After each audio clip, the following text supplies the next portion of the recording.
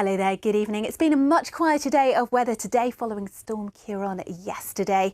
We've seen some sunny spells around, still plenty of showers too, falling on saturated ground in many cases, but the number of flood warnings reducing throughout the day. And as of Friday, the centre of that deep area of low pressure associated with the storm is still in the North Sea, but our second deep low is approaching from the southwest here. This has been named Storm Domingos by the Spanish Met Service, but for us across the UK, it won't be as bad as Storm Ciarán, but still wet and windy and turning over more so across the southwest of England and Western Wales by the time we get to the end of the night. There'll be some heavy persistent rain here.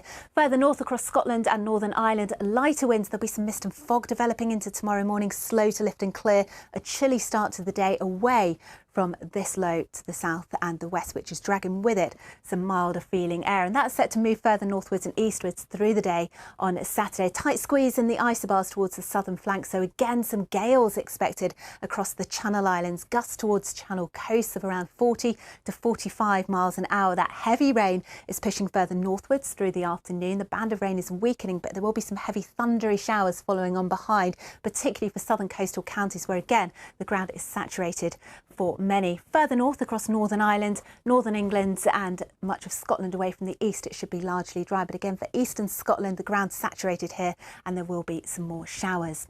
Once more, that deep area of low pressure moves away into the North Sea as we head through Saturday night and into Sunday. We're drawing more of a northwesterly wind, so the focus of the showers will change out towards the Western Isles, northwest Scotland, western parts of Northern Ireland, Western Wales and the southwest of England, still quite blustery through the Channel. Further east, it does look largely dry, but there could be quite a bit of cloud here again with that low pressure close by. Temperatures once more round about the average for the time of year.